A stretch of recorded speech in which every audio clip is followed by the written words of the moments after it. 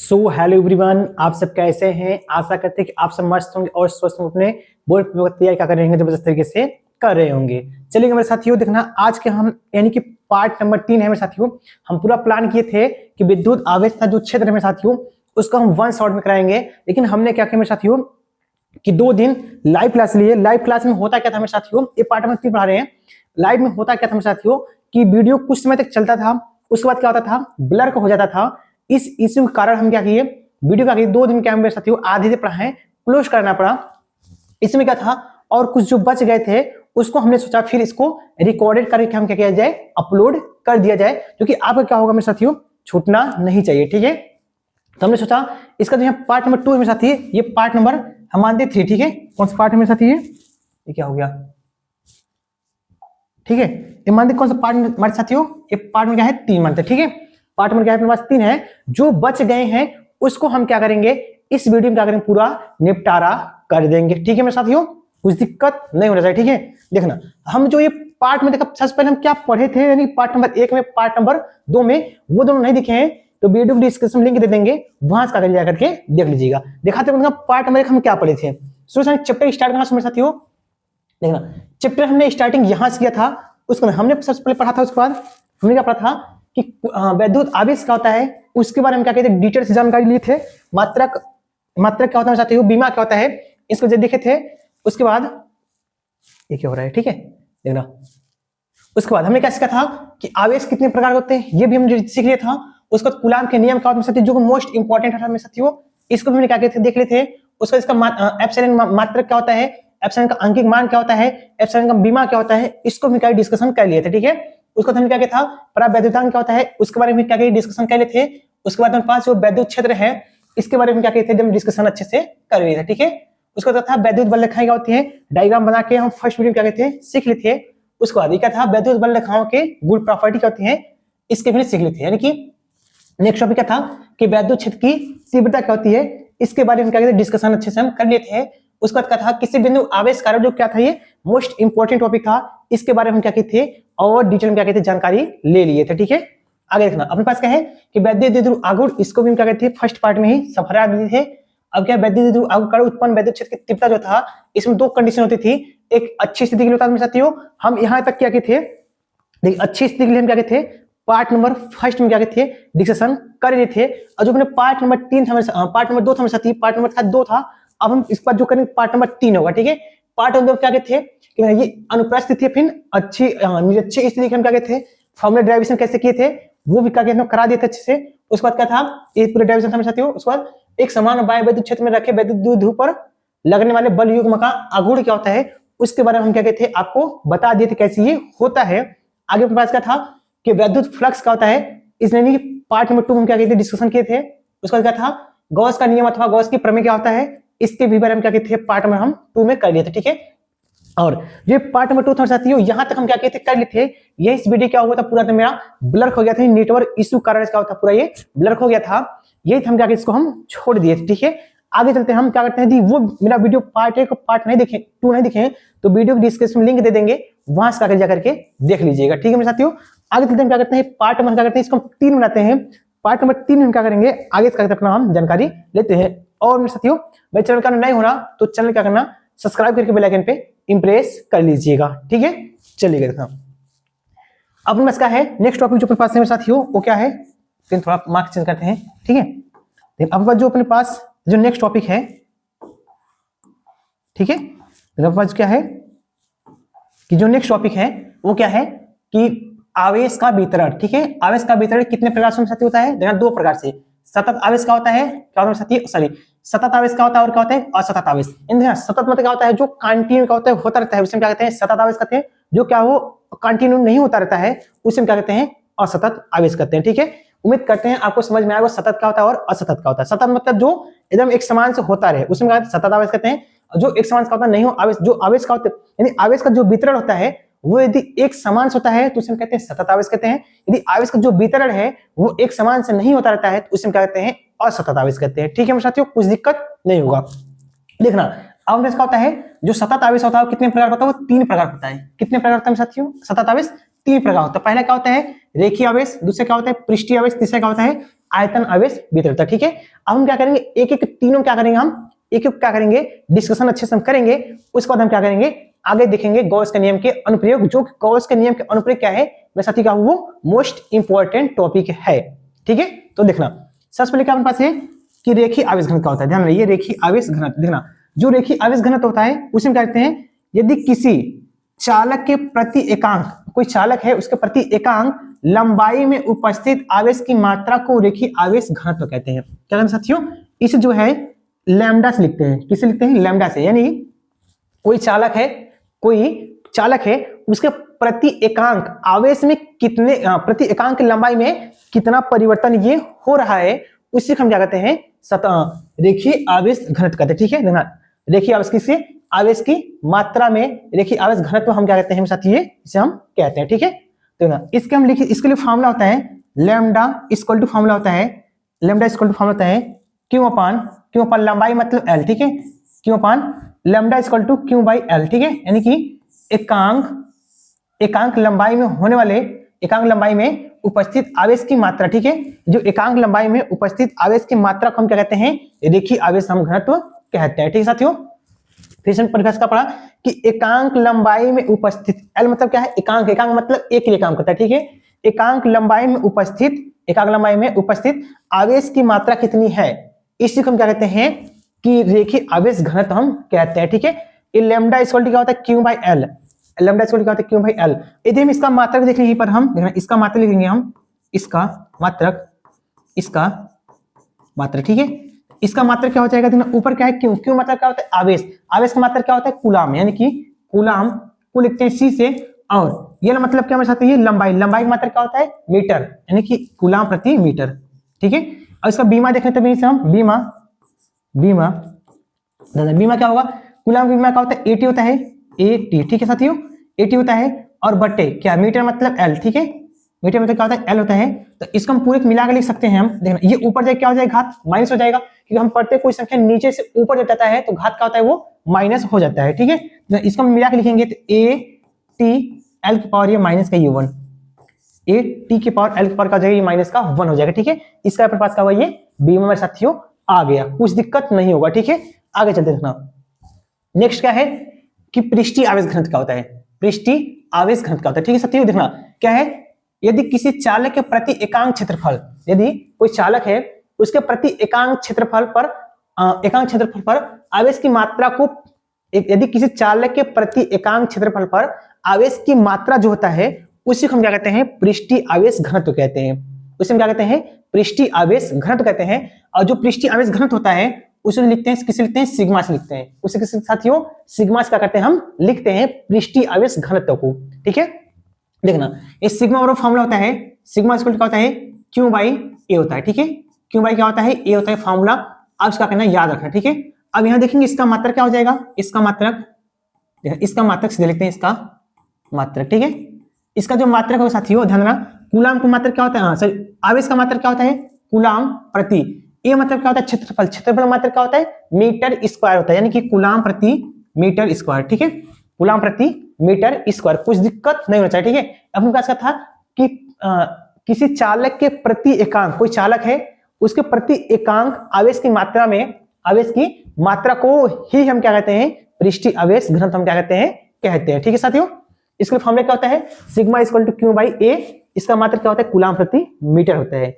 उसका जो अपने पास नेक्स्ट है, थर्ड वाला है, वो क्या है कि आयतन आवेश घनत्व होता है। इसमें क्या कहते हैं, आयतन आवेश घनत्व। ठीक है, जो देखिए आयतन आवेश घनत्व कहता है कि यदि किसी चालक के प्रति एकांक आयतन में, यदि किसी चालक के प्रति एकांक आयतन में आवेश की मात्रा को ही, आयतन आवेश घनत्व हम कहते हैं। आवेश की मात्रा क्यों कहते हैं, आयतन आवेश घनत्व हम कहते हैं। ठीक है, आयतन आवेश घनत्व हम कहते हैं। ठीक है, जो इसे होता है मेरे साथियों, इसे हम किसे लिखते हैं, इसे मेरे साथियों, इसे जो होता है यानी कि जो आयतन, देखिए क्या होता है मेरे पास, जो आयतन आवेश घनत्व होता है इसे हम लिखते हैं रो से, इसको लिखते हैं हम रो से। तो इसके लिए फॉर्मूला होता है रो इक्वल टू आयतन मतलब क्या होता है मेरे साथियों, भी होता है, ये क्यू अपान आयतन के लिए क्या है, भी से, भी मतलब वॉल्यूम। ठीक है, कि rho equal to Q by भी, ठीक है, रो इक्वल क्या होता है क्यू बाई भी, ठीक है, कुछ दिक्कत नहीं होगा क्योंकि इसमें ये क्यू क्या है, मतलब ये भी क्या था, आयतन था। यदि किसी चालक के प्रति एकांक आयतन में आवेश की मात्रा को ही हम क्या कहते हैं, अरे आयतन आवेश घनत्व कहते हैं, ठीक है साथियों। इसको लिखते हैं rho equal to Q by भी, rho equal to Q by भी, ठीक है, कुछ दिक्कत नो दिक्कत। देखना ये क्या था अपने पास, ये आपको समझना क्या करना था, ये ज्यादा जरूरी था क्योंकि हम जब गॉस का नियम पढ़ेंगे वहां पर हम क्या करेंगे, आएगा कि रेखीय आवेश घनत्व लगाएंगे, पृष्ठीय आवेश घनत्व लगाएंगे, तब वहां आपको पूछते सर ये कैसे किए, ठीक है। तो यहाँ देखिए फॉर्मूला ये इतना याद रखना, आपका काम बन जाएगा, ठीक है। चलते हैं ये नेक्स्ट टॉपिक चलते हैं। नेक्स्ट टॉपिक क्या है, देखा ये क्या है, एकदम मोस्ट इंपॉर्टेंट क्या साथ, ये IMP, ठीक है, यानी कि ये मोस्ट इंपॉर्टेंट टॉपिक है। गॉस का नियम देखना, गॉस के नियम के अनुप्रयोग समझते हैं, ठीक है। इस हम दो अनुप्रयोग पढ़ेंगे, गॉस के नियम के दो अनुप्रयोग पढ़ेंगे, दोनों क्या होंगे एकदम मोस्ट इंपॉर्टेंट टॉपिक होगा, ठीक है। दोनों क्या होगा आपके पास, ये मोस्ट इंपॉर्टेंट टॉपिक होगा। पहला क्या है कि अनंत लंबाई के एक समान आवेशी सीधे तार के निकट वैद्युत क्षेत्र की तीव्रता। ये टॉपिक मेरे साथी कितने में पूछता है आपको, 5 मार्क्स से क्या होता है टॉपिक पूछता है, ठीक है। क्या होता है ये 5 मार्क्स से क्या होता है टॉपिक आपसे पूछा जाता है बोर्ड एग्जाम में, ठीक है साथियों। अब अपने पास क्या होगा, थ्योरी से लिखा हो गया, ठीक है, थ्योरी क्या हम सब लिखे हैं, बट ये डायग्राम हम क्या करते हैं अपने से बना के दिखाते हैं आपको, जो क्या होगा आपको याद रहेगा, ठीक है। और थ्योरी हम क्या कर देंगे, बार हम पढ़ के आपका कर देंगे, हम दे देंगे, प्रोवाइड हम कर देंगे, ठीक है। तो सबसे पहले हम इसको समझते कैसे होता है, देखना ये देखना यहाँ का सबसे पहले क्या करेंगे, हम एक चालक क्या करते हैं बेलनाकार पाइप बनाते हैं, ये एक हम क्या करते हैं चालक बेलनाकार पाइप बनाते हैं, ये चालक देखते हैं, तो मानते हैं क्या आपके पास एक चालक, ठीक है, मानते कोई चालक बेलनाकार से मानते हैं, ठीक है, ये मानते कोई इतना लंबा हो गया, ये थोड़ा छोटा करते हैं, ये दिखाई देता होगा मेरे साथियों उम्मीद, या फिर इसका थोड़ा सा मोटा करते हैं, ये फ्रेम कहांगे इसका, फिल कर देते इससे, ठीक है, चलिए दिखाई देता होगा, ठीक है। अब हम क्या करते हैं एक बेलनाकार पाइप बनाते हैं, ठीक है, एक बेलनाकार, एक हम क्या करते हैं यहाँ पे ऐसे बेलन बनाते हैं, ठीक है, ठीक है, इसको मिलाते हैं यहाँ पे, ये ऐसे, ये इसके ये राजा मुन्ना हीरा ऐसे, ठीक है, ये इसे थोड़ा सा करते और नीचे कर देते हैं, ये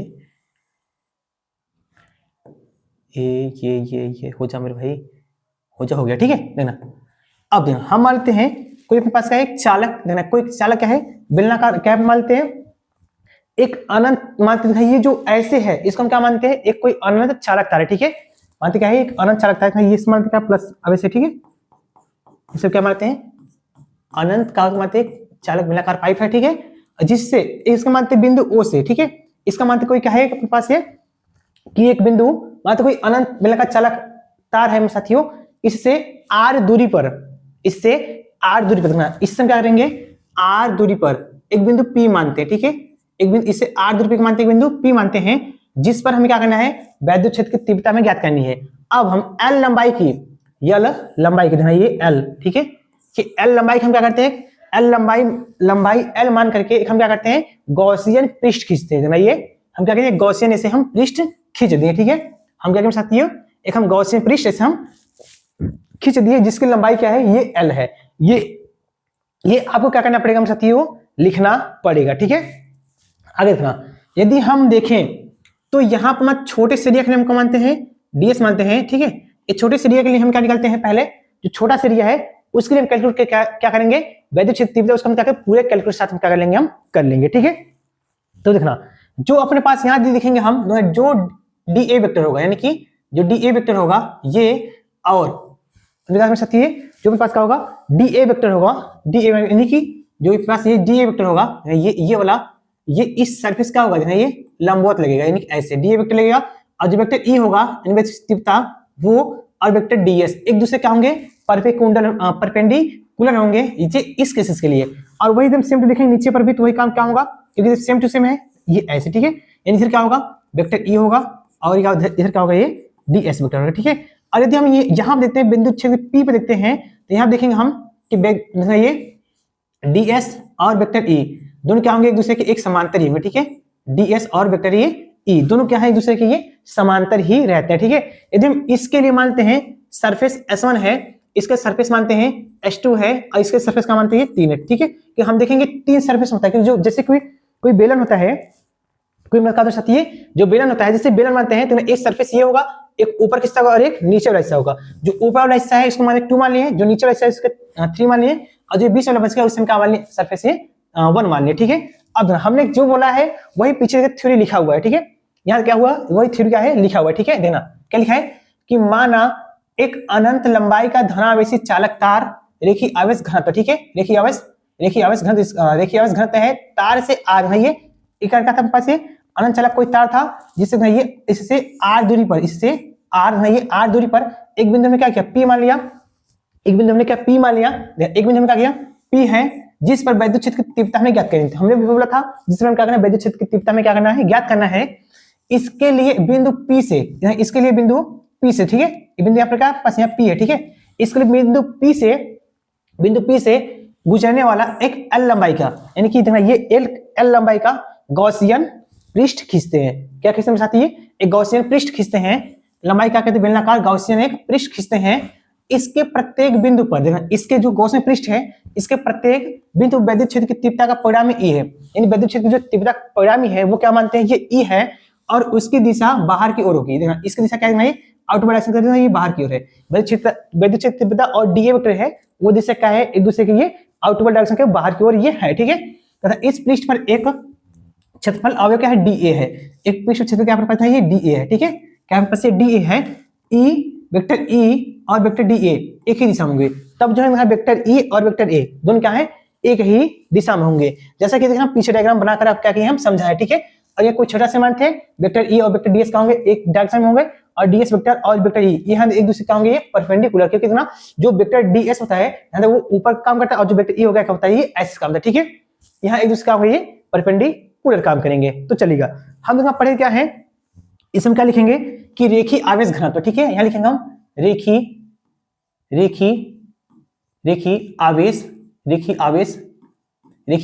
घनत्व, ठीक है। क्या लिखते हैं, रेखीय आवेश घनत्व। क्या लिखते हैं साथी, रेखीय आवेश घनत्व। रेखीय आवेश घनत्व अभी हम पढ़े फॉर्मूला क्या होता है, lambda equal to Q by L, ठीक है। हम यहाँ से क्यू का मान निकाल लें तो क्यू मान क्या हो जाएगा, इसका दोनों को मल्टीपल हो जाएगा तो क्यू इक्वल टू क्या हो जाएगी, ये लैम्डा एल, ठीक है। इक्वेशन में ये फर्स्ट हो जाएगा, ठीक है मेरे साथियों। इसमें क्या बना, इक्वेशन में फर्स्ट आते हैं। अब हम क्या पढ़े हैं, देखा गॉस के प्रमेय पढ़े थे। गॉस के प्रमेय क्या होता है, phi E equal to Q by epsilon naught, ठीक है। Phi equal to Q by epsilon naught, यहाँ लिखे हम गॉस का प्रमेय, क्योंकि जो ये किसके पर काम करता है, ये गॉस के प्रमेय पे ही काम करता है कि बंद पृष्ठ के लिए। देखिए गॉस का प्रमेय, ठीक है। प्रमेय गॉस का प्रमेय क्या होता है, ये फाई ई इक्वल टू क्या होता है, क्यू बाई एप्सिलॉन नॉट, ठीक है। क्यू बाई एप्सिलॉन नॉट, इसे बनाते हैं क्वेश्चन नंबर 2। इसका मतलब साथी क्वेश्चन नंबर हम 2 बनाते हैं। अब देखना ये जो बेलनाकार गॉसियन जो पृष्ठ है, क्या है, जो बेलनाकार गॉसियन पृष्ठ है, इसका हम क्या निकालते हैं, गॉसियन पृष्ठ का वैद्युत फ्लक्स निकालते हैं। इसका हम क्या करते हैं, वैद्युत फ्लक्स क्या करते हैं, निकालते हैं। तो लिखेंगे हम, ये लिखेंगे साथी हम कि संपूर्ण क्या पूरा बेलनाकार है, इसका हम क्या निकालते हैं, गॉसियन पृष्ठ। संपूर्ण बेलनाकार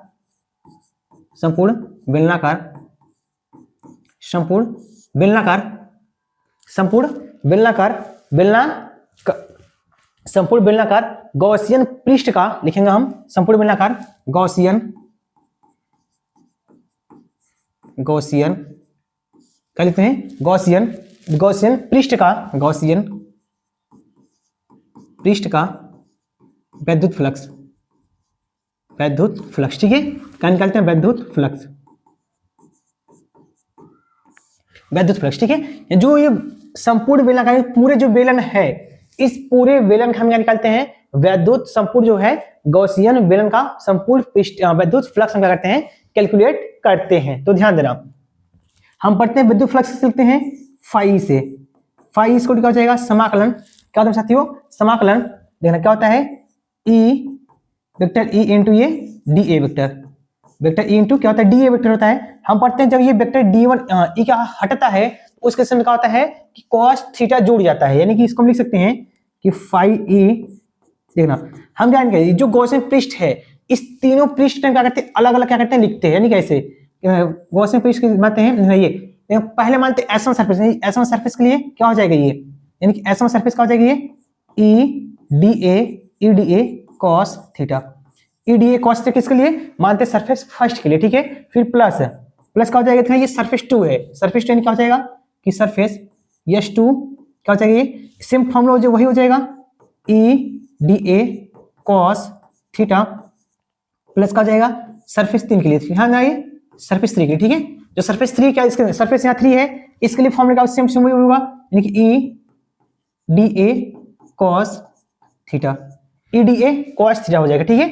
अब देखना सरफेस या सरफेस 2 सरफेस 3, अब सरफेस 1 2 3 में देखते हैं जो वेक्टर E है और वेक्टर DS है वो एक दूसरे किस प्रकार से ये है, उसके बाद हम क्या करेंगे आगे सॉल्यूशन करते हैं। देखना यदि ध्यान देंगे सरफेस एक यहाँ क्या है, क्या देखना यहाँ हम देखेंगे तो वेक्टर E जो है और वेक्टर जो DS है दोनों क्या है एक ही दिशा में, एक ही दिशा मतलब क्या है, तो जब दोनों एक ही दिशा में है तो वहां क्या लेते हैं हम थीटा इक्वल टू क्या लेते हैं 0 डिग्री, थीटा इक्वल टू क्या लेते हैं 0 डिग्री लेते हैं। और ये एक दूसरे कैसे ये यहाँ सरफेस 2 के लिए क्या है ध्यान देना, ये वेक्टर E जो है और वेक्टर ये DA है, जो वेक्टर E है और वेक्टर क्या आपके पास ये DA है एक दूसरे कैसे है 90 डिग्री पे है, कैसे 90 डिग्री पे, यानी सरफेस 2 के लिए क्या हमें थीटा मिला 90 डिग्री। और ये सरफेस 3 है, ये सरफेस जो 3 है ये वेक्टर E और वेक्टर ये DS है एक दूसरे कैसे हैं परपेंडिकुलर, यानी यहाँ भी क्या मिला हमें 90 डिग्री, ठीक है। यानी हम क्या है तो जो वेक्टर यानी कि जो S1 सरफेस है उसके लिए थीटा का मान 0 मिला और जो S2 और S3 है दोनों के थीटा का मान क्या मिला 90 डिग्री में क्या हुआ है मिला हुआ है, ठीक है। तो चलिए हम क्या करते हैं वैल्यू पुट करते हैं, हम क्या करते हैं साथियों, चलिए हम क्या करते हैं वैल्यू में पुट करते हैं, थोड़ा सा यहाँ कुछ आगे पीछे करते हैं ये ऐसे पे, ठीक है। तो थोड़ा सा अपना जगह मिल जाएगा आसानी से, नहीं इसको थोड़ा सा उठाते हैं यहाँ पर ये ऐसे, ठीक है। अब जगह इतना बच गया आसानी से, देखना इसको हम आगे सॉल्व कर देंगे, ये इसको ये आगे सॉल्व करेंगे, ये फाई ई इक्वल टू क्या हो जाएगा, ये सरफेस S1 जिस था वैसे रह जाएगा, यानी कि surface S1 EDA cos 0 degree, cos के साथ 0 डिग्री हो जाएगा। फिर प्लस फाई यानी सरफेस किसके 2 के लिए दिखेंगे क्या हो जाएगा EDA cos 90 डिग्री, ठीक है। फिर प्लस सरफेस किसके लिए साथ दिखना है ये सरफेस 3 के लिए देखना, ठीक है। सरफेस 3 के लिए क्या हो जाएगा ये EDA cos 90 डिग्री, ठीक है। अब हमें पता है कि जो cos 90 का मान होता है वो क्या होता है 0 के बराबर होता है, यानी ये दोनों क्या हो जाएंगे 0 हो जाएंगे, तो बचेगा हमारे पास ये फाई ई इक्वल टू क्या हो जाएगी सरफेस S1 EDA, ठीक है। यहाँ क्या बचेगा हमारे पास ये EDA बच गया, और दोनों क्या हो जाएंगे 0, क्योंकि हमें पता है cos 0 जो मान होता है वो 1 होता है, जो cos 0 का मान होता है वो 1 होता है, और जो cos 90 का मान होता है वो क्या होता है 0, यानी कि यहाँ 0 और ये दोनों 0 क्या हो जाएंगे खत्म हो जाएंगे। दिखा भी सकते हैं कि प्लस इसका मान 0 होगा प्लस इसका मान क्या होगा 0 होगा, ठीक है। तो बच्चा क्या हमारे पास ये फाई ई इसमें इसका कांस्टेंट यानी कॉमन बनना है, यानी बाहर आ जाएगा, तो E फाई S1, ठीक है। क्या बच्चा हमारे पास ये DA, और चूंकि हम दिखा सकते हैं कि फाई यानी कि S1 इसको क्या हो जाएगा ये DA, यानी कि क्या हो जाएगा पास ना DA जो है DA, इसको मैं लिख सकता हूँ, ये देखना एंड सरफेस का S1 जो सरफेस है, जो सरफेस S1 क्या है ये बेलन है, क्या हमारे पास ये बेलन है, तो हम क्या पढ़ते हैं बेलन का क्षेत्रफल, क्या पढ़ते हैं साथियों बेलन का जो क्षेत्रफल होता है वो क्या होता है 4 पाई आर एल होता है, ठीक है। 4 पाई आर एच होता है, इसका बेलन का क्षेत्रफल क्या होता है 2 पाई आर एच होता है, ठीक है। यहाँ क्या होता है 2 पाई आर एच। अब एच क्या है लंबाई है, लंबाई देखना यहाँ हमने लंबाई क्या ले रखा है एल ले रखा है, तो एच का हट क्या हो जाएगा ये एल हो जाएगा, ठीक है। यहाँ क्या हो जाएगा ये एल, ठीक है। अब पूरा हम क्या करते हैं वैल्यू पुट करते हैं, फाई ई इक्वल टू ई इसका पूरा मान कितना है पुतना ए है, यानी कि 2 पाई आर एल है, कितना है 2 पाई आर एल है, ठीक है। अब इसे बनाते हैं कोई इक्वेशन बनाते हैं थर्ड, ठीक है। इक्वेशन का बनाते हैं साथियों थर्ड बनाते हैं। अब हम लिखेंगे आप समीकरण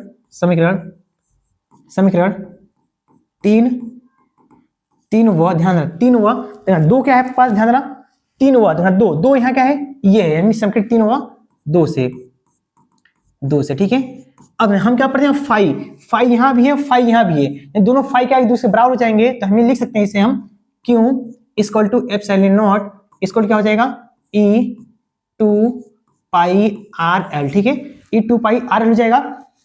हमें चाहिए क्या, वैद्युत क्षेत्र की तीव्रता E चाहिए, तो E जैसा था वैसे रखते हैं, ये दोनों इधर क्या है, इधर दोनों गुणा में इधर क्या हो जाएगा, भाग में बन जाएगा, यानी क्या हो जाएगा, E equal to Q upon 2 pi RL epsilon naught, ठीक है, कुछ दिक्कत नहीं, दिक्कत होना चाहिए, ठीक है, कि इसको हम इसको बट्टे लिख दिया, ठीक है साथियों। और भैया हम पढ़ते हैं Q, देखिए Q मान निकाल रखे हैं, Q मान क्या है, Q बाय लैम्डा L होता है, Q मान क्या होता है, लैम्डा L, यहाँ रख देते हैं, पुट करते हैं Q मान, तो E इक्वल टू हो जाएगा हमारे पास ये, E इक्वल टू क्या हो जाएगा, Q लैम्डा L हो जाएगा, ठीक है, लैम्डा L अपान क्या हो जाएगा, ये 2 पाई RL अपान एप्सिलॉन नॉट, ठीक है। देखिए ये L से L कैंसिल आउट हो गया, ये L से L कैंसिल आउट हो गया, बच क्या गया, बच गया अपने पास ये E इक्वल टू क्या बच गया कि लैम्डा अपान 2 पाई R एप्सिलॉन नॉट, ठीक है, जो कि यही क्या होता है, अनंत लंबाई से चालक क्या होता है, फॉर्मूला ये होता है, ठीक है, अनंत लंबाई चालक क्या होता है, ये फॉर्मूला मेरे साथ ये हो जाता है, कुछ दिक्कत आपको नहीं होगा, ठीक है, क्या मेरे साथ ये कुछ दिक्कत आपको नहीं होगा, हमने कितने आसानी से क्या किया आपको करके हमें समझा दिया, ठीक है, क्या किया हम इसको बहुत आसानी से करके समझा दिया, आपको दिक्कत परेशानी नहीं होना चाहिए, ठीक है मेरे साथियों। चलिएगा हम क्या करते हैं, अब क्या करना है, इसका स्क्रीनशॉट लेना, आगे चलते हैं, हम नेक्स्ट टॉपिक समझते हैं, यानी गॉस का जो है नेक्स्ट प्रमेय क्या है उसके हम क्या करते हैं, डिस्कशन करते हैं, देखना आगे। अब बस नेक्स्ट टॉपिक क्या है कि अनंत विस्तार की समतल आवेशित अचालक के निकट वैद्युत क्षेत्र तीव्रता, यानी क्या मेरे साथ ये अनंत विस्तार की समतल अचालक चादर है, उसके बीच हमें क्या करना है, वैद्युत क्षेत्र की तीव्रता हमें क्या करना है, कैलकुलेट करनी है। देखिए आपको सामने क्या डायग्राम बनाया गया है, ठीक है, अब सामने क्या मेरे साथ ये डायग्राम बनाया गया है, ये कोई अनंत जो है, ये कोई ये जो मेरे पास है कोई अनंत समतल चादर तार है, ठीक है, कोई अनंत समतल चालक क्या तार है जो कैसे धनावेशित चालक है, ठीक है, कैसा है, धनावेशित अनंत समतल चादर क्या है, ये तार है, जिसके एक तरफ क्या है बेलन इस तरफ है, इसके एक तरफ क्या है गॉसियन पृष्ठ कितना है, जैसे कि मेरे पास कुछ पेपर है, कुछ पेपर में साथियों नहीं दिखा दे, ठीक है, जैसे मैं ये मानते हैं क्या है अपने पास बेलन है, जैसे मान है ये कॉपी, ठीक है, मेरे पास ये एक मेरे पास कॉपी है, ये मानते कोई बेलन, ठीक है, यानी इस जो गॉसियन मानते हैं समतल कोई अनंत अचालक तार है, ये क्या है गॉसियन पृष्ठ मानते हैं, ये क्या मानते हैं कोई गॉसियन पृष्ठ है, बेलन क्या है पास से, मतलब कोई बेलन है, इस बेलन में देखिए इस पार से इस पार डालेंगे तो ये जो बेलन होगा इस पार से ऐसे दिखाई देगा, आधा इधर वाला हिस्सा आधा इधर वाला हिस्सा होगा, यानी आधा इधर हिस्सा दिखाई देगा, यानी ये जो पेन अपने पास है कैसे दिखाई, ये जो पेन मानते हैं, ये जो पेन अपने पास आधा हिस्सा इधर होगा, आधा हिस्सा ये इधर होगा, तो ये जो इधर वाला हिस्सा है इसके लिए हम क्या नाम देते हैं, डीए वेक्टर ई होगा, क्षेत्रफल डीए है, और इधर वाला हिस्सा क्या है डीए और वेक्टर क्षेत्रफल ई ही है, और जो इधर वाला हिस्सा बेलन का उसका मानते हैं, इस पर क्या है मानते हैं वैद्युत क्षेत्र जो तीव्रता कैलकुलेट करना है, जो बिंदु P है इसको मानते P है, और जो इसके अपोजिट डायरेक्शन इधर है इसका मानते हैं P डैश है, उसका क्या है प्रतिबिंब समझना क्या है बन रहा है, ठीक है, यानी होल डायरेक्शन क्या वो बन रहा है, ठीक है साथियों। दोनों पढ़ते हैं थ्योरेटिकली है कि माना कि अनंत विस्तार की एक समान धन आवेशित अचालक तार है, धन आवेशित अचालक तार हो गया सीट, ठीक है, तल पर आवेश का पृष्ठीय घनत्व क्या है मान लेते हैं लैम्डा, ठीक है, सॉरी सिग्मा है, सीट का यह एक तल आवेशित एक समान समतल चादर है, ठीक है, क्या हमने एक समतल चादर है, अनंत विस्तार की एक समान धन आवेशित अचालक समतल चादर के निकट चादर से r दूरी पर, इस चादर के निकट से r दूरी पर एक बिंदु P है, ठीक है, क्या बिंदु P है, ठीक है, एक बिंदु क्या बताती है P है, ठीक है, P है जिस पर यह P बिंदु, एक बिंदु P है जिस पर वैद्युत क्षेत्र तीव्रता क्या ज्ञात करनी है, यानी कि जो पास ये बिंदु P है यहाँ पर, ये इसी पर हम क्या करना है वैद्युत क्षेत्र तीव्रता में क्या करना है ज्ञात करना है, ठीक है। माना कि चादर दूसरी ओर एक सममित बिंदु P डैश है, यानी जो चादर में साथी है इसके अपोजिट इधर भी होगा, इसके लिए क्या होते हैं बिंदु P जो है इस पर हमें क्या करना है, इस पर जो है तो बिंदु P डैश है, हम चादर के आर पार यानी कि इस पार से उस पार देखते हैं, चादर के आर पार इस पार से उस पार एक गॉसियन बेलन की कल्पना करते हैं, ठीक है, यानी बेलन क्या करते हैं कल्पना करते हैं, जैसे कि बेलन है मेरे पास जो कागज है इसके इस पार से उस पार जाएगा, हम इसका क्या करेंगे कल्पना करते हैं, ठीक है, जिसके समतल सिर चादर के समांतर तथा बिंदुओं P व P डैश में से गुजरते हैं, माना इस बेलन के प्रत्येक सिर का क्षेत्रफल dA है, यानी कि जो ये गॉसियन पृष्ठ बेलन जो है इसका क्षेत्रफल क्या है dA सॉरी A है, ठीक है, इसका पृष्ठ क्षेत्र क्या है, ये ए है। अब ए क्या था अपने पास, ये जो थ्योरी डायग्राम था कैसे बना है उसके बारे में क्या किया गया है, ये लिखा गया है। देखिए इसका हम क्या कहते हैं, डेरिवेशन कराते हैं, ध्यान देना, इसका हम क्या करते हैं डेरिवेशन सीखते हैं, कैसे डेरिवेशन होगा, ठीक है। इसको थोड़ा सा इरेज कर लेते हैं, जो पास है थोड़ा सा इसको इरेज कर लेते हैं, उसके बाद इसका क्या करते हैं हम डेरिवेशन देना कार्यक्रम दिखाते हैं आपको। देखना अब देखना हम क्या पढ़ेंगे कैसा है इसको, किस तरीके से सिग्मा से, सिग्मा मतलब क्या होता है आवेश, पृष्ठ आवेश घनत्व होता है, ठीक है। लिखेंगे हम पृष्ठ, शब्द क्या लिखेंगे हम, पृष्ठ आवेश घनत्व, पृष्ठ आवेश घनत्व। पृष्ठ आवेश घनत्व क्या होता है उसके लिखते हैं हम सिग्मा से, सिग्मा इक्वल टू होता है क्यू बाई ए होता है, क्यू बाई ए, ठीक है। हमें यहाँ क्या चाहिए, क्यू का मान चाहिए, तो क्यू इक्वल टू क्या हो जाएगा, ध्यान देना ये दोनों गुणा हो जाएगा, यानी कि सिग्मा ए हो जाएगा, सिग्मा ए, यानी कि हमें क्या निकल गया यहाँ से, क्यू का मान निकल गया, जो कि हमें क्यू का मान निकलना क्या था, बहुत ज्यादा जरूरी था, ठीक है। अब हम क्या पढ़ते हैं, गॉस का प्रमेय पढ़ते हैं, लगाएंगे हम, लिखेंगे गॉस का प्रमेय, लिखेंगे अब हम कि गॉस का प्रमेय, गॉस का प्रमेय, ठीक है, गॉस का प्रमेय। गॉस का प्रमेय फॉर्मूला क्या होता है, फाई ई, क्या था साथ, ये phi E equal to Q by epsilon naught, Q by epsilon naught, ठीक है। इतना कुछ समझ में आ गया है, इसे मानते हैं फर्स्ट मानते हैं हम, इसको क्वेश्चन फर्स्ट मानते हैं। तो ध्यान देना जब इतना समझ में आया है तो हम क्या करते हैं, ये जो अपने पास बेलन है, क्या अपने पास ये जो बेलन अपने पास है, इस बेलन का यानी कि संपूर्ण बेलन का, संपूर्ण जो अपने पास बेलन है उसका हम क्या निकालते हैं, संपूर्ण बेलन का वैद्युत फ्लक्स निकालते हैं, संपूर्ण बेलन का वैद्युत हम क्या करते हैं, फ्लक्स क्या करते हैं, हम कैलकुलेट करते हैं, ठीक है। लिखेंगे यहाँ लिखेंगे हम कि संपूर्ण लिखते हैं साथियों, संपूर्ण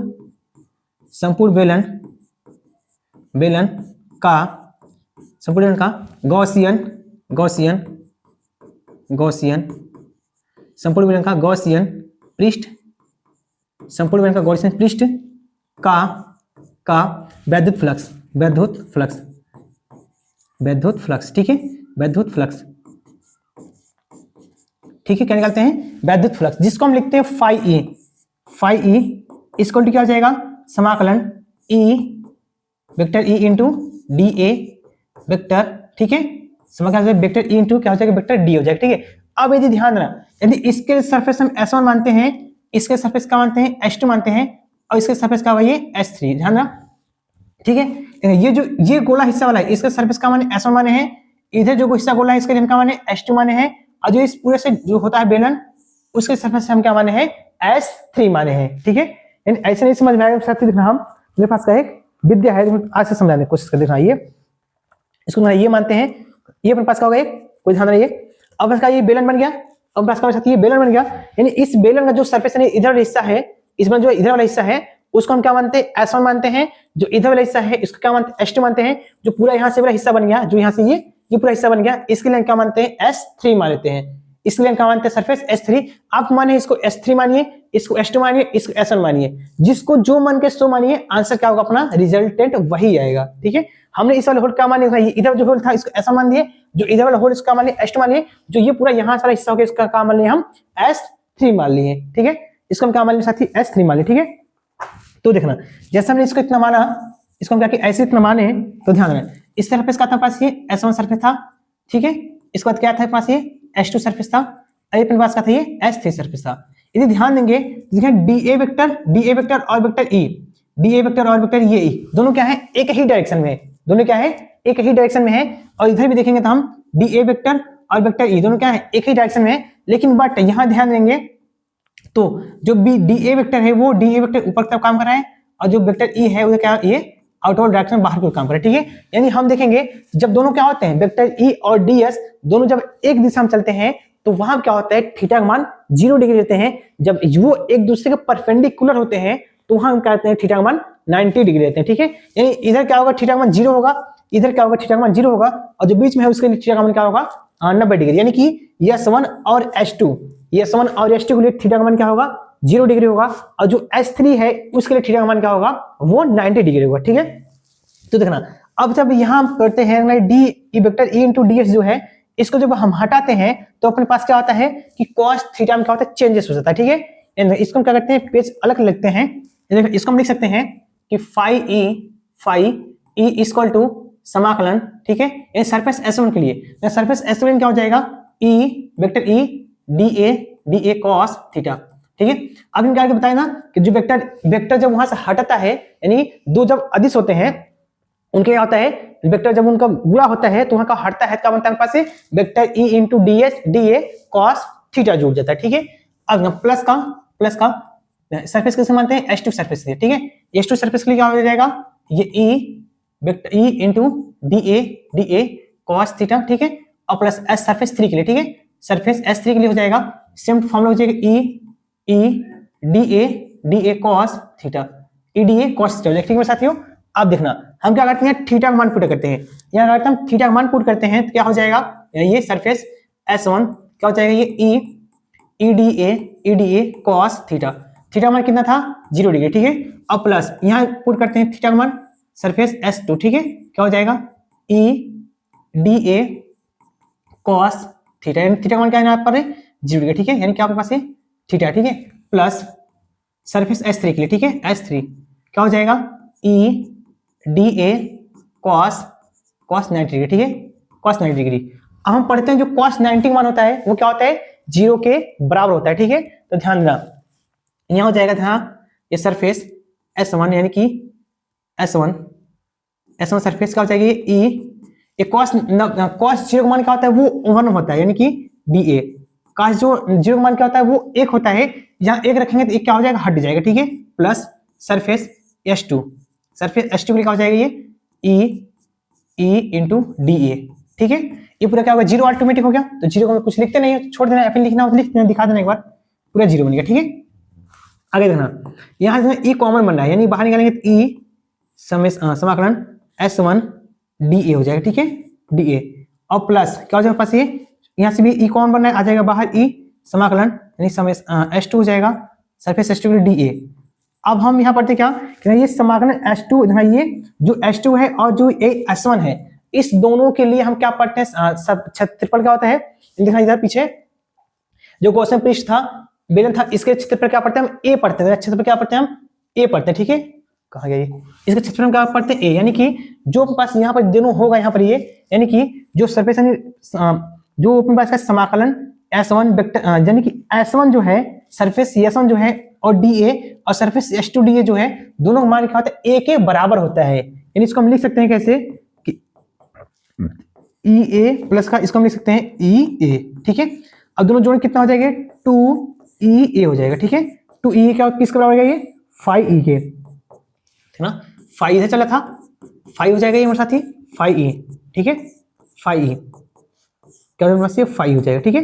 5 इसको कितना आ जाएगा ये 2EA हो जाएगा। ठीक है साथियों। क्या हो जाएगा पास 2EA क्या हो जाएगा ये बराबर हो जाएगा, कुछ दिक्कत डाउट नहीं होना चाहिए। ठीक है। आगे देखना हम इसको कोई नाम दे समीकरण कोई से 2 देते हैं। ठीक है।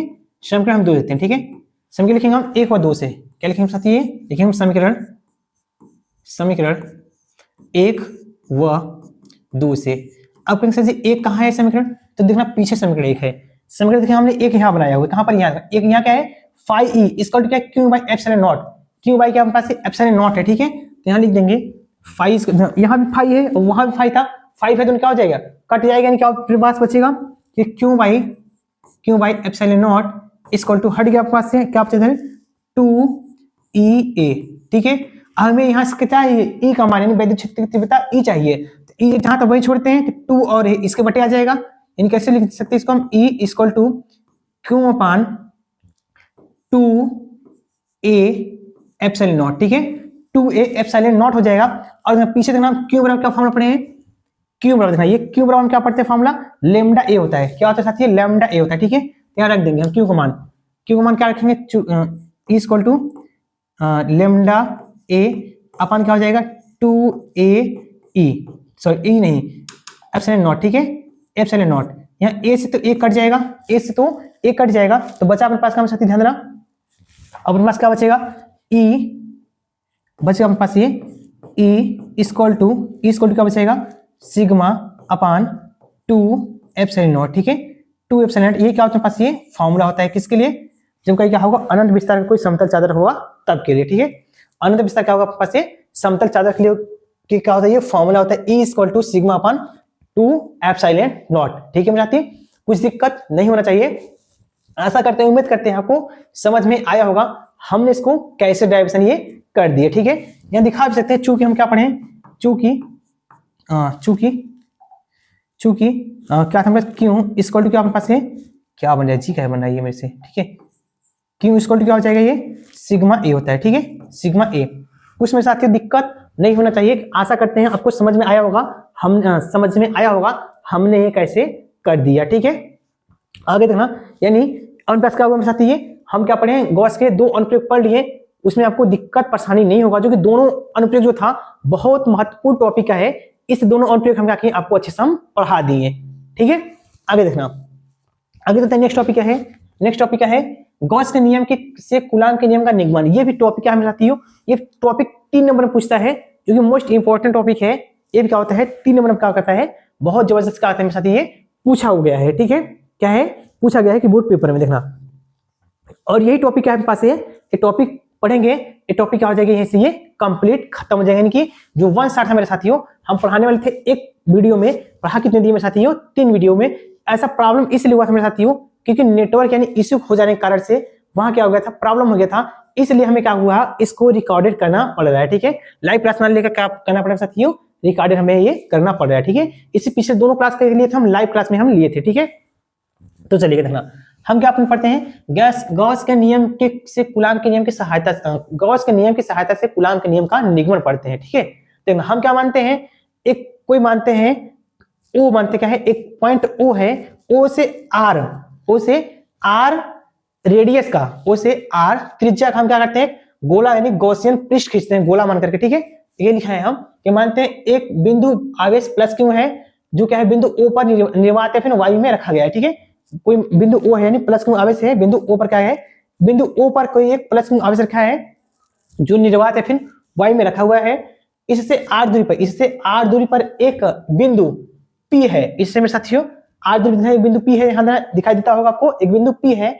इस बिंदु पी को, ठीक है, इस बिंदु ओ को केंद्र मानकर, इस बिंदु ओ को केंद्र हम मान कर एक हम क्या करते हैं, आर त्रिज्या का हम क्या करते हैं, गॉसियन पृष्ठ खींचते हैं, जो कि बिंदु P तथा बिंदु साथियों P द्वारा, जो पास बिंदु P द्वारा घिरा हुआ सूक्ष्म क्षेत्रफल का मानते हैं DA है, सूक्ष्म क्षेत्र का मानते हैं DA है, ठीक है, DA है। तथा और बिंदु पर वैद्युत क्षेत्र E, यहाँ क्या है, DA वेक्टर D होना चाहिए, यहाँ क्या चाहिए, वेक्टर, ठीक है। वैद्युत क्षेत्र E है, तब क्षेत्रफल सदिश DA दोनों की दिशा बाहर की ओर होगी। यानी कि हम कह सकते हैं, ध्यान देना, हमने भी सिर्फ पढ़ा, कुछ समझ में नहीं आएगा, हमें जहां तक उम्मीद है, ठीक है। देखिए हम समझाने की कोशिश करते हैं। हमने क्या माना कोई एक प्लस क्यू आवेश है जो बिंदु O पर रखा है।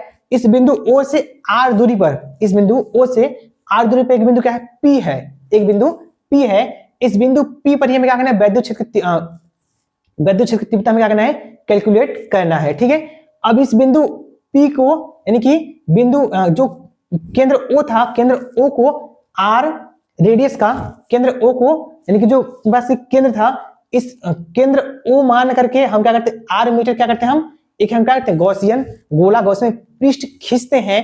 और इसमें जो बिंदु जो DA वेक्टर है और जो वेक्टर E है, ये दोनों क्या है, एक ही डायरेक्शन में बाहर की ओर ये है लग रहे हैं, ठीक है, बाहर की ओर एक ही डायरेक्शन क्या कर रहे हैं, लग रहे हैं, ठीक है मेरे साथियों। तो देखना, हम यहाँ क्या लिखते हैं, लिखेंगे हम गॉस का, हम क्या पढ़ें, गॉस के प्रमेय से सिद्ध करना है, इसको किसके नियम से करना है, हमें गॉस के प्रमेय सिद्ध करना है। हम लिखेंगे गॉस के नियम, गॉस के प्रमेय लिखेंगे हम, गॉस के प्रमेय, ठीक है। गॉस का प्रमेय क्या होता है, फाई ई इक्वल टू होता है क्यू अपान क्या होता है, ये क्यू अपान एप्सिलॉन नॉट, ठीक है। इसे मान लीजिए इक्वेशन फर्स्ट बनाते हैं, ठीक है, इक्वेशन क्या मानते हैं, फर्स्ट बनाते हैं। तो हम क्या करते हैं, ये जो अपने पास गोला है, ये अपने पास क्या है, गोला है, इस गोले का हम क्या निकलते हैं, संपूर्ण गोले का क्या निकलते हैं, पृष्ठीय गॉसियन पृष्ठ निकलते हैं, यानी कि समझ जाते हैं क्या निकलते हैं, जो पूरा गोला है, इस पूरे गोले का वैद्युत फ्लक्स निकालते हैं, ठीक है। संपूर्ण गोले का वैद्युत फ्लक्स लिखेंगे हम, संपूर्ण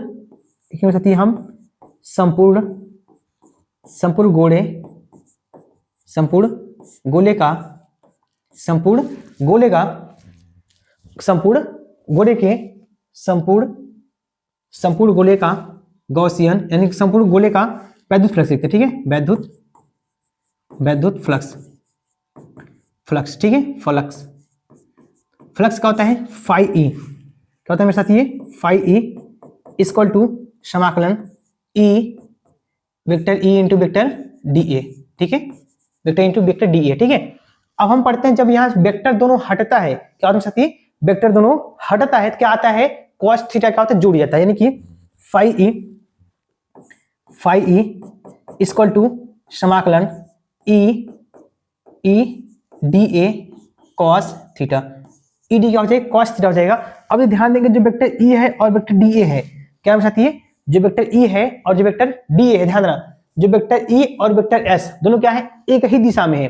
हम लिखते हैं इसका, करते हैं नेक्स्ट पे चलते हैं, हम लिखेंगे यहाँ पर पीछे ध्यान देना क्या लिखेंगे, जो वेक्टर ई ध्यान रहिए वेक्टर ई है और वेक्टर डी ए है दोनों क्या है एक ही दिशा में है, लिखेंगे हम कि डी ए लिखेंगे हम वेक्टर डी ए तथा वेक्टर ई एक ही दिशा में है, एक ही दिशा में है, एक ही दिशा में है, ठीक है।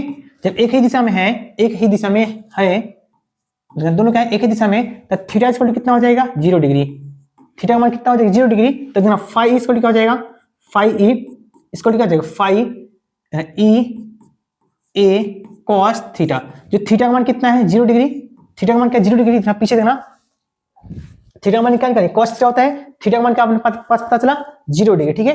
जब थीटा का मान हमें 0 डिग्री पता चल चुका है, हम लिखेंगे यहाँ पर आगे देखते हैं कि फाई ई ए इसका मान पूरा 0 डिग्री में 0, cos 0 का मान कितना होता है वो 1 के क्या होता है बराबर होता है, किसका बराबर होता है यू 1 के बराबर होता है, तो एक यहाँ से हट जाएगा, तो ध्यान रखिए जो ई का कांस्टेंट बनना है, जो कांस्टेंट से बाहर लिख लेना, यानी ई क्या आ जाएगा पास बाहर आ जाएगा समाकलन ए, ठीक है। समाकलन क्या हुआ ये अपने पास आ गया।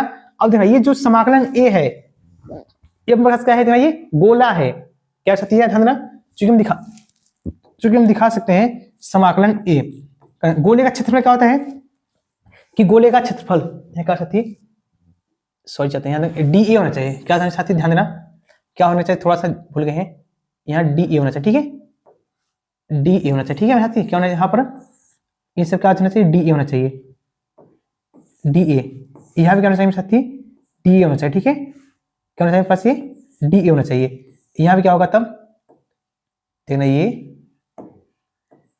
भूल गए थे लिखना भूल गए थे डी ए, जो डी ए है डी ए क्या ध्यान रहिए पीछे ध्यान रहिए, एक गौसियन पृष्ठ कैसा है गोला है, गौसियन पृष्ठ कैसा है ये गोला है, तो गोले के क्षेत्र में क्या होता है 4 पाई आर स्क्वायर होता है, क्या होता है साथी 4 पाई आर स्क्वायर होता है, क्या होता है कि 4 पाई आर स्क्वायर होता है, ठीक है। इसका मान क्या पता चला हमें 4 पाई आर स्क्वायर, तो यहाँ लिख देंगे हम कि E into 4 pi R square, ठीक है सबको मिला के लिखेंगे क्या हो जाएगा 4 ई पाई आर स्क्वायर, ठीक है। ये हम निकालेंगे आपके पास ये फाई ई स्क्वायर निकल गया, फाई निकल गया, इसे बनाते हैं इक्वेशन हम सेकंड, ठीक है। हम लिखेंगे क्या ये इक्वेशन फर्स्ट आ गया है और इक्वेशन के फर्स्ट इधर बनाए थे हम, इक्वेशन का यहाँ फाई ई स्क्वायर क्या है Q by epsilon naught, phi E square क्या करते हैं क्यू अपान ये एप्सिलॉन नॉट है, हम क्या करते हैं इस वैल्यू को उठा के वहां रख देते हैं, तो लिखेंगे यहाँ पर हम मगर लिख रहे हैं कि समीकरण 1 व 2 से, समीकरण 1 व 2 से, ठीक है समीकरण 1 व 2 से लिखेंगे हम, तो वहां भी फाई था यहाँ भी फाई है, तो उस फाई का मान क्या था क्यू अपान एप्सिलॉन नॉट था, इक्वल टू क्या हो जाएगा इक्वल टू यहाँ देखिए फाई का मान क्या है 4 पाई ई आर स्क्वायर, ठीक है। इसमें हम आगे पीछे लिखने बट उससे कोई दिक्कत नहीं है। अब हमें चाहिए कि यहाँ से ई का मान चाहिए, हमें क्या चाहिए ई का मान, ई का मान कैसे निकलेगा 4 पाई आर स्क्वायर, इसके हम बट्टे भेज देते हैं यानी कि ऐसे लिखते हैं, ऐसे ई स्क्वायर क्या हो जाएगा Q upon 4 pi epsilon not और क्या हो जाएगा ये आर स्क्वायर हो जाएगा, ठीक है क्या पास हो जाएगा आर स्क्वायर। अब ध्यान रहे यहाँ पर हम लिखेंगे या हम लिखते हैं कि मानते हैं जो बिंदु P है, क्या मानते हैं माने कि बिंदु P पर एक धन परीक्षण आवेश, क्या मानते हैं कि बिंदु P पर मानते हैं, दिखाइए बिंदु P पर ध्यान रखिए कि बिंदु P पर मानते कोई एक धन परीक्षण आवेश Q नॉट है, क्या मानते हैं धन परीक्षण Q नॉट, यानी बिंदु P पर क्या है कि बिंदु मानते कोई बिंदु P पर कोई आवेश Q नॉट परीक्षण रखा हुआ है, ठीक है क्या है क्यू नॉट पे रखा है, तो उस पर हम क्या निकालते हैं, वैद्युत बल निकालते हैं। ठीक है, तो यहां लिख देते हैं हम, थोड़ा सा लिखेंगे कि माना लिख देते हैं, माना बिंदु P पर, माना बिंदु P पर एक धन परीक्षण आवेश Q नॉट है। क्या साथियों, Q नॉट है, तब वैद्युत बल, तब हम क्या करते हैं, वैद्युत बल। तो ध्यान देना, तब वैद्युत बल क्या हो जाएगा, देखना हम पढ़ते हैं कि E equal to F upon Q naught होता है। प्रश्न क्या होगा पास, क्यू नॉट हो गया। तो ध्यान देना, हम E का मान क्या पढ़े हैं, क्या ध्यान रहिए, हमें चाहिए F चाहिए, हमें किसका मान चाहिए, F का मान चाहिए। तो जब हम F यहां से निकालेंगे तो क्या हो जाएगा, दोनों का मल्टीपल हो जाएगा, क्योंकि हमें चाहिए वैद्युत बल चाहिए। तो F इक्वल टू क्या हो जाएगा, ध्यान रहिए, F इक्वल टू क्या हो जाएगा, E क्यू नॉट। ठीक है, क्या हो जाएगा, E क्यू नॉट हो जाएगा। ठीक है मेरे साथियों, क्या हो जाएगा, E क्यू नॉट हो जाएगा। तो यहां से E का मान ठहर देना, F इक्वल टू E का मान क्या है, Q अपान 4 pi epsilon naught into R into क्या हो जाएगा, ये क्यू नॉट हो जाएगा। ठीक है, इसको हम पूरे सही ढंग से लिख दें इसको हम, तो क्या हो जाएगा, F इक्वल टू, इसको 1 लिख सकते हैं, 1 अपान 4 pi epsilon naught into Q और Q नॉट, Q और ये Q नॉट अपन क्या हो जाएगा, ये R। ठीक है, ये R स्क्वायर होना चाहिए मेरे साथियों, यहाँ R स्क्वायर था, यहाँ छूट गया। ठीक है, R स्क्वायर हम यही तो पढ़ते हैं कि कूलम के नियम में, F equal to 1 upon 4 pi epsilon naught into Q, क्या हो जाएगा, Q1 Q2 पढ़ते हैं हम, क्या Q और Q नॉट अपन ये R स्क्वायर। ठीक है, ये अपने पास का प्रूफ हो गया। हमने कैसे प्रूफ होता है आपको हमने क्या किया, करके दिखा दिया मेरे साथियों। कुछ दिक्कत डाउट परेशानी होगा तो क्या करना, सर बताना कि सर कमेंट करके कि सर यहां प्रॉब्लम हुआ है, हम क्या करेंगे, उसका समस्या का समाधान क्या करेंगे, आप हम करने का क्या करेंगे, कोशिश करेंगे। और मेरे साथी क्या करना, मेरे चैनल में नए होना तो चैनल क्या करना, सब्सक्राइब करके बेल आइकन पे इंप्रेस कर लीजिएगा, ताकि हम कोई भी वीडियो अपलोड करेंगे तो उसका नोटिफिकेशन क्या होगा, पास जल्द पहुंच जाएगा। ठीक है, और प्यारा से कमेंट करना, बताना कमेंट करके वीडियो आपको कैसी लगी। ठीक है, मिलते हैं इसी प्रकार हम क्या करते हैं नेक्स्ट किसी वन शॉट के साथ।